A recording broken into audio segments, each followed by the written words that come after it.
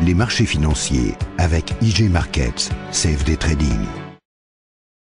Bonjour, c'est Gilles du site boursicoté.com. Voici l'analyse technique du CAC 40 pour cette journée du vendredi 8 juin 2012, avec aujourd'hui une séance de baisse que nous avions attendue hier, tout à fait dans les prévisions que ce que j'avais pu vous expliquer, puisqu'après donc une ouverture sur un gap baissier à 3043,41, nous avons marqué un plus haut à 3062,77, un plus bas à 3017,50, avant de revenir en clôture à 3051,69.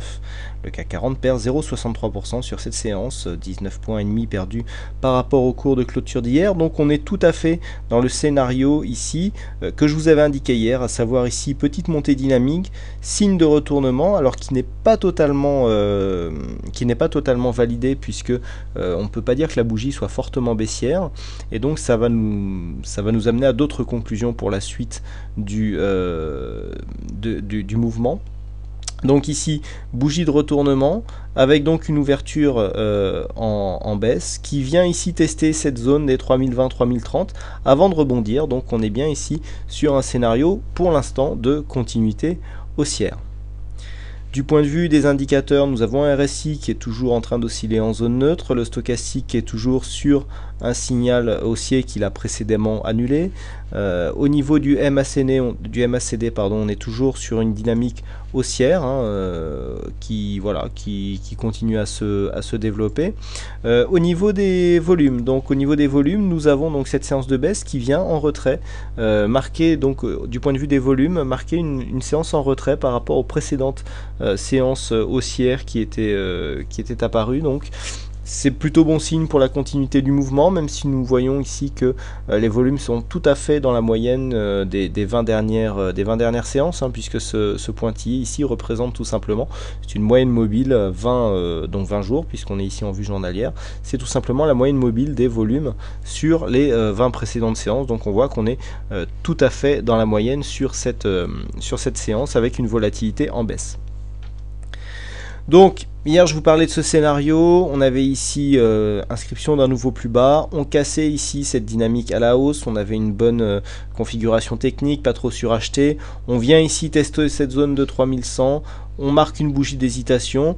Donc je vous avais dit, dans ces conditions, il y avait de fortes probabilités que, en cas d'ouverture baissière, on vienne tester ici cette zone 3020-3030 avant de pouvoir potentiellement repartir. Donc pour l'instant, c'est vers ce chemin que nous irions, puisque nous avons ici, suite à cette bougie, donc en doji, en croix inversée, nous avons eu cette bougie donc qui a marqué un gap baissier assez important, puisque cette ouverture ici à 3043,41, alors que le plus bas d'hier était à 3063,45. On a quasiment refermé le gap, puisque ici avec un plus haut à 3062 et un plus bas pour la veille à 3063, il reste juste un point sur cette ouverture. Mais on voit que après avoir marqué des cours relativement bas, les cours sont revenus quand même clôturer proche de cette moyenne mobile 50 jours. Donc il y a une tentative de franchissement ici. C'est la moyenne mobile 20 exponentielle. On voit que cette moyenne mobile ici, maintenant qu'elle a été franchie, pourrait céder plus facilement. En cas de continuité, on aurait une meilleure probabilité ici de venir casser cette zone des 3093-3100.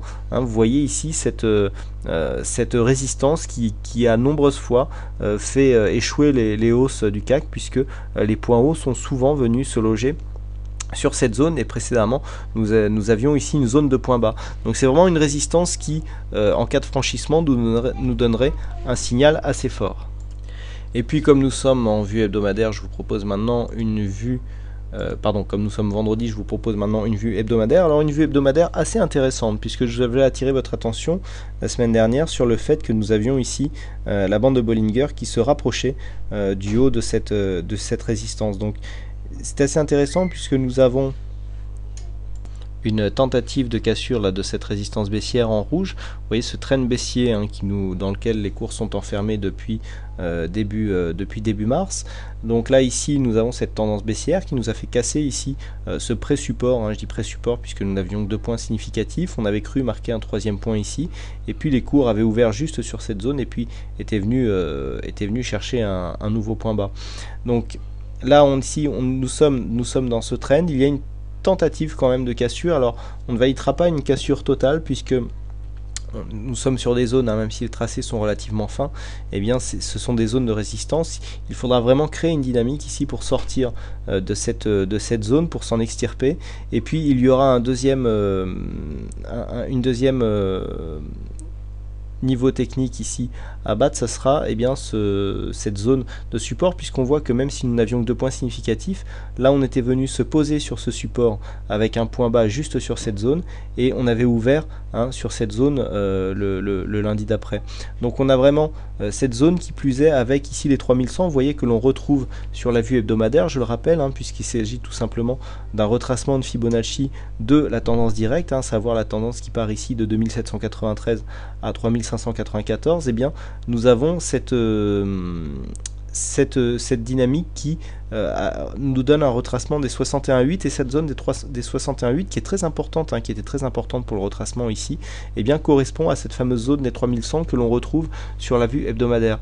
Et vous voyez que au niveau des cours, on le voit bien, les bougies hebdo viennent bien ici se marquer des points hauts sur cette zone. C'est vraiment le plafond de verre depuis qu'il a été franchi à la baisse. Vous voyez, on avait une zone de support sur ces limites, sur ces valeurs précédemment. Nous avons eu un franchissement en overweek, et depuis, eh bien, on n'arrive plus à repasser au-dessus de cette zone. Donc c'est pour vous dire que eh bien, cette zone est vraiment importante. Et puis, chose aussi qui est importante, c'est que nous avons une structure en pénétrante sur cette bougie, puisque vous voyez qu'avec c'est une bougie relativement pleine ici, rouge, qui marque un nouveau plus bas.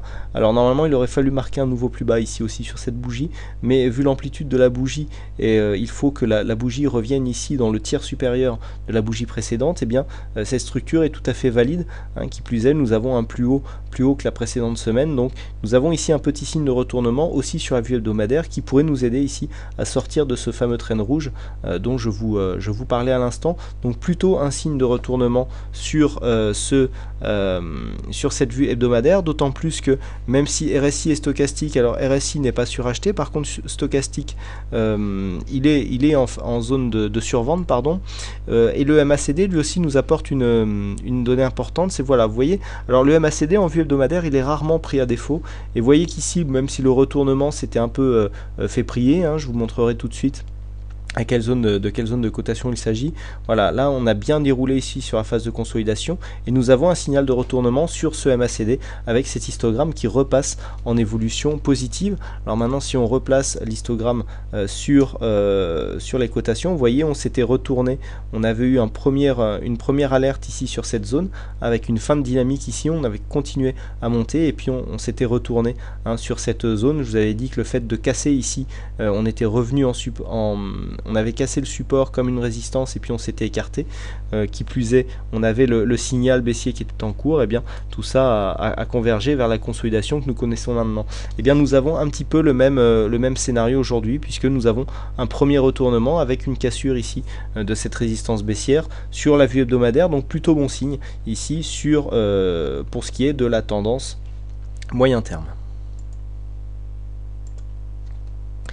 Donc comment jouer les prochaines séances, et notamment celle de lundi. Donc on va repartir sur plusieurs scénarios en fonction du niveau d'ouverture. Donc un niveau d'ouverture situé au-dessus ici des 3030 nous mettrait dans une continuité ici d'un regain de tendance haussière, avec en point de mire donc les 3100 par contre il faudrait que les 3100 soient cassés rapidement pour nous donner une évolution rapide. Donc je rappelle que en cas de cassure ici des 3100, on aurait toujours ici cette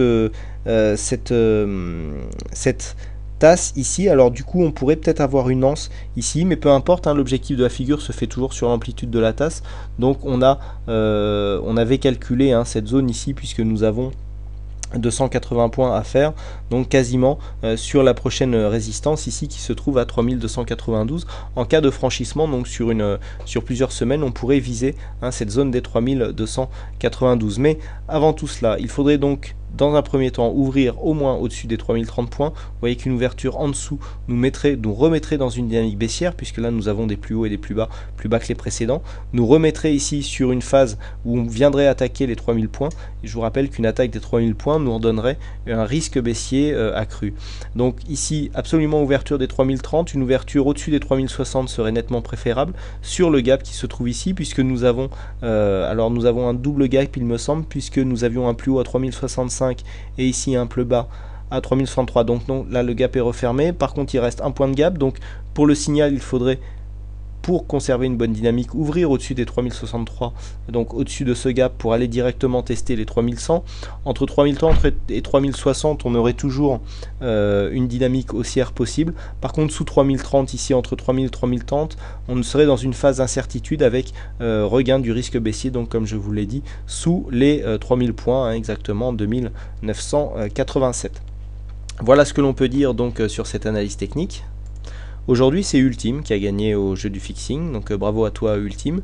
Et puis quant à moi, il ne me reste plus qu'à vous souhaiter à toutes et à tous une bonne soirée, bonne chance dans votre aide, et je vous donne rendez-vous dès la semaine prochaine pour d'autres analyses techniques en vidéo. Bon week-end à tous. Les marchés financiers avec IG Markets, CFD Trading.